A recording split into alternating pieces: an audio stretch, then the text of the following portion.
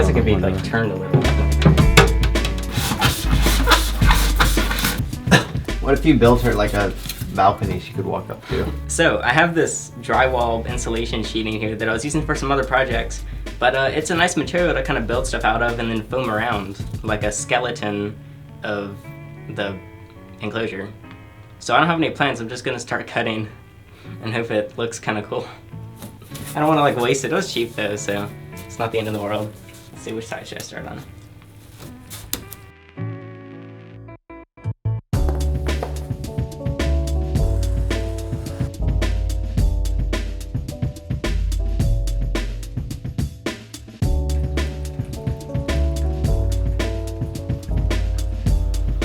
So while Alex orders Domino's, I'm currently working on the bottom of the enclosure. We are going to try something we've never tried before, or he's never tried before, even though he's done a lot more of these foam enclosures than I have.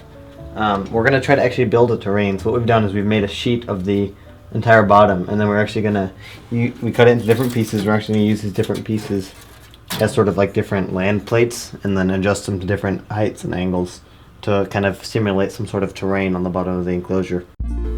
So I forgot to mention, we put all this plastic here because I cracked the enclosure, and it seems pretty sturdy now, so as long as nobody like hits it too hard, we should be good. So now we're going to foam around the edges of all the different things, and to have some nice texture around, so let's see if I don't mess up.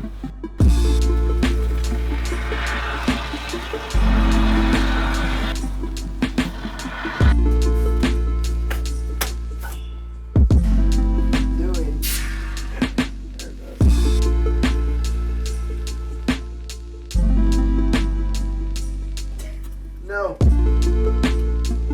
It's not okay.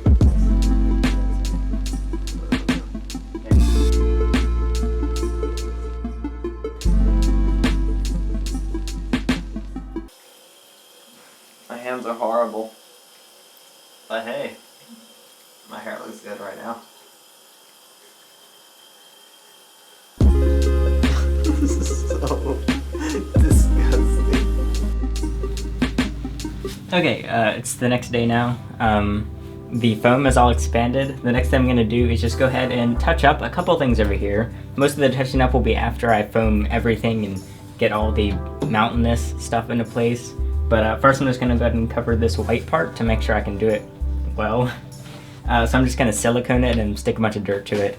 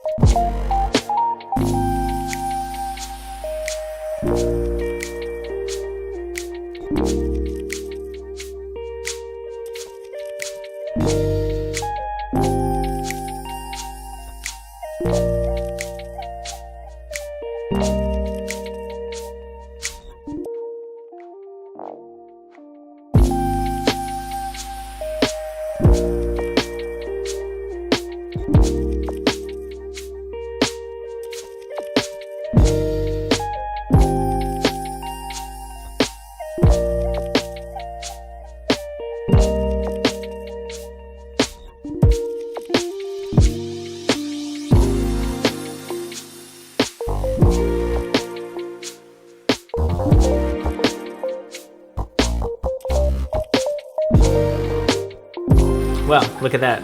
It's pretty, I would say it's done, but they're never really done because I kind of continue to update each enclosure to like every week, every month, just every day at a certain point, just playing around with the things in it. But as of right now, this is this completed state. I'm gonna stop messing with it for a little bit to get a bit of a break. So this is the 40-gallon enclosure for my eastern box turtle. Very important note, I should have said this earlier, box turtles often, and turtles in general, often do not do well in glass because they are often smart enough for a lot of things, but not always smart enough to understand what glass is. So it's like this invisible force field that they always try to escape. In Harriet's case, this is not the case. Harriet's been in glass since forever. If she was uncomfortable with it at any point, I would have removed her, but it's perfectly fine. So if you end up with a box turtle or any land turtle especially, keep in mind that this often does not work. She is very small right now, just a couple inches. When I got her, she was like 8 grams, and now she's over 30 grams. So she's grown a lot, but she has a long ways to go. I think that was over the course of like 2 years. So my goal is that this enclosure will outlive the time that it takes her to grow out of it. Because she will eventually outgrow this, like someday. It'll be a while because they do live over 100 years. I realized I completely forgot to show the actual, some of the bioactive parts of it, because I did put isopods in there right now. Springtails I still need to get more of because they were out of stock. But isopods I do have a culture of, and they are continuing to redevelop, so I'll keep adding those in. Harriet might also eat them, so it might act as a little snack in there. But other than that, they help take care of a lot of the stuff that falls, like the dead leaves, her poop, insects and food that I miss and don't clean up. Because the goal of bioactivity is not to have a sterile enclosure, but it's to have something that's a bit more natural. Because, like, yeah, there's bacteria outside. Not all the bacteria is bad. Of course, you don't want just like random germs. If you see some poop, don't just leave it there. Like, still, it's best to pick it up. If you want like a truly fully cycled bioactive enclosure, that's a bit harder and not something that I've accomplished yet. But I'm in that like good stepping stone where the cleaning is still a little bit easier than sterilizing a boring enclosure. But it's still definitely completely worth putting all the work in because one, it looks great for me and you hopefully, but the animal also benefits a lot because, I mean, in so many ways, there's more enrichment for the animal, more space to explore, more hiding places to find. All live plants, so the air should be a lot more rich and higher quality. This was the most difficult one I've done because Harriet's an omnivore, so everything had to be box turtle safe specifically. I also went off tortoise diets and stuff, so every plant, I already forgot a lot of the names. I have them written down somewhere. I'm not a great plant person, but they are all edible. Now some it's some kind of like fern, not fern, I don't know what that's called. The little hangy things, those are actually considered bitter and probably not very tasty, but it won't hurt her if she does eat it. And you can actually see some little munches in them, but she didn't actually eat it. So it looks like she tasted it and she was like, ew, and she didn't finish it. So that was secretly my goal, because I actually already put other plants in here before I finished filming, but she completely ate them before I could do the video. So that's why I filmed right after I put the plants in, and then put her in. Now, it's not quite as full as I wanted, mostly because the plants that I was planning on using to fill the bottom are not necessarily turtle safe. It's unclear with some of those. So that's something for me to do later. Like I said, I'm always touching it up. And yes, that is just red leaf lettuce. I got a stalk of it. It's kind of already falling over. I need to fix that again. But I've been putting a lot more research into the plants to make sure I really get the lighting, the watering, everything perfect. Each plant has drainage, the best that I could give it. What I do instead of making a true drainage layer, because that's a pain and it's just annoying and I don't want to deal with that.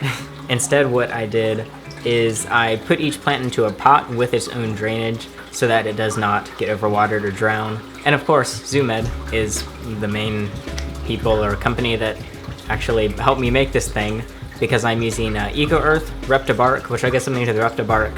Something about it in a minute.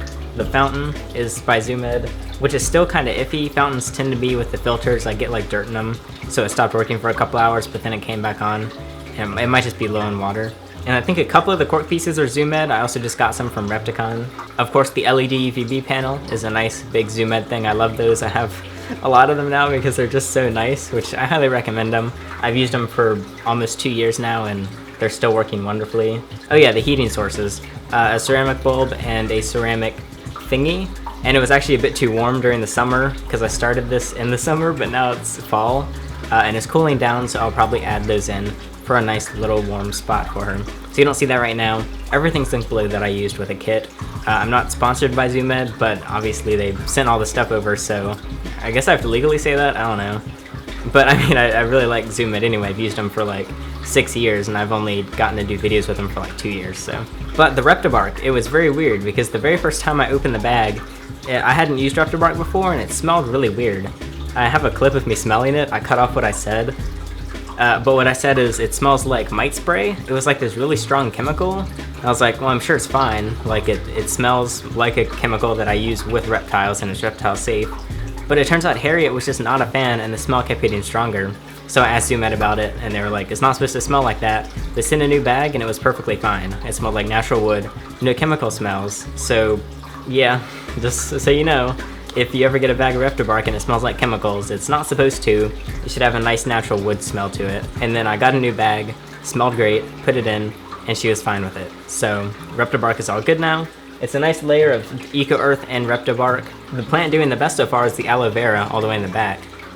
It's just a succulent, it just chills there. It is edible by the turtle. And speaking of backgrounds, the background of this enclosure was the hardest one I've done because there is a literal little mountain on it. It looks great, I'm really happy with it, but it took a long time to do and it was quite a pain. Not as big of a pain as making Bonnabelle's enclosure, but close. Not really, it's nowhere near that hard. So I'm pretty happy with it. Hopefully you like it. Lots of people have been inspired by my other enclosures, which ironically, whenever you make ones inspired by me, they're always better than mine. So even if I'm a little bit salty because you're better at it, I'm very glad to see that those animals are getting such nice enclosures. And bioactivity is becoming very popular. That's exciting because we're not like using just empty boxes and tubs, so that's pretty lame. But Harriet went from that little 10-gallon, which it worked, it fulfilled her needs, but she is so active. She takes advantage of just about every square inch. That's an exaggeration, but she does love it. I think. She didn't tell me, but it looks like it. You saw in the video. So again, ZooMed, thank you for helping me and supporting these things, and for giving me full creative freedom on these enclosures. Usually if people are actually sponsored by a channel, they'll have like an outline they need to follow. But ZooMed's just like, here's the stuff you want. Now make a video. Hopefully they also enjoyed it as much as you did, unless you hated it. But there we go. That's it. That's Harriet's new enclosure. If you want more of this, then check out the channel. But I'm Alex, and thanks for watching.